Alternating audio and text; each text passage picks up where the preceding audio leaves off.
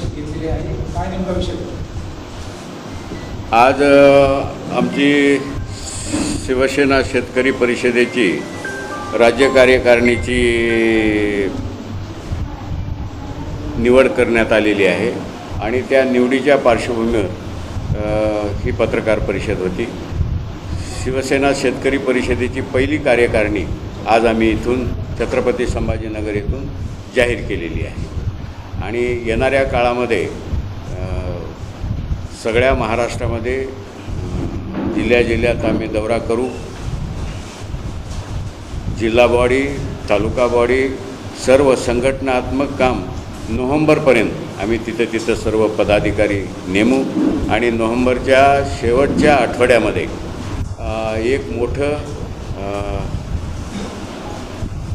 शेतकऱ्याचं राज्यस्तरीय अधिवेशन आम्ही घेऊ आणि तिथं आमचे नेते पक्षाचे एकनाथराव शिंदे यांच्या मार्गदर्शनात ते अधिवेशन होईल आणि या सगळ्या एक्झरसाईजनंतर किंवा संघटनात्मक बांधणीच्या या दौऱ्या कार्यक्रमानंतर एक आमचा शिवसेना शेतकरी परिषदेचा जो काही मुख्य आमचा अजेंडा आहे ते आम्ही आमच्या नेत्याला सुपूर्द करू। सर, अनेक शेतकरी संघटना आहे, त्याच्यापेक्षा आपलं काय काम असतं?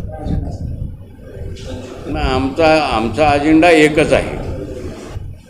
आज नाही तर गेली 40 वर्षे आम्ही शेतकरी हा केंद्रभूत मानून त्याच्याभोवती काम करणारी माणसं आहोत। मग या संघटनेमध्ये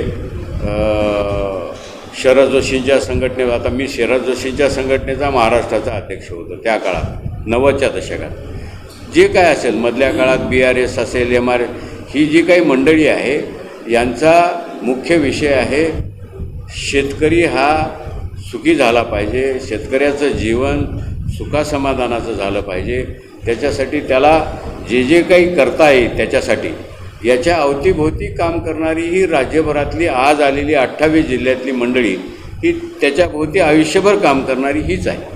आमचा दुसरा अजेंडाच नाही, शेतकरी हा विषय आमचा मुख्य अजेंडा आहे। शेतकरी सध्या त्यांना आपण काय संदेश देऊ? आम्ही संदेश एकच देऊ की थांबा, आता घाई करू नका। किती जरी संकट आलं, दुःख आलं तर आमची आशा आहे, नक्की आमची खात्रीसुद्धा आहे की येणाऱ्या काळात आम्ही जे काही या परिषदेच्या शिवसेना शेतकरी परिषदेच्या माध्यमातून जे उपाय सुचवू, शेतकरी आत्महत्येचं जे मुख्य सोल्युशन आहे ते उपाय सुचवू। एकनाथराव शिंदे नक्की त्याला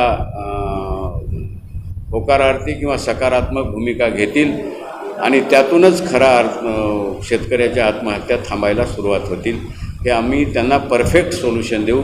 त्यासाठी आमची बळीराजाला, महाराष्ट्रातल्या शेतकऱ्याला विनंती आहे की एवढे वर्ष आपण वर्षानुवर्षे चढ उतार आयुष्य संकट काढली, काय नाही, 1-2 वर्ष थांबा, आपण याच्यावर नक्की परफेक्ट सोल्युशन निघणार आहे।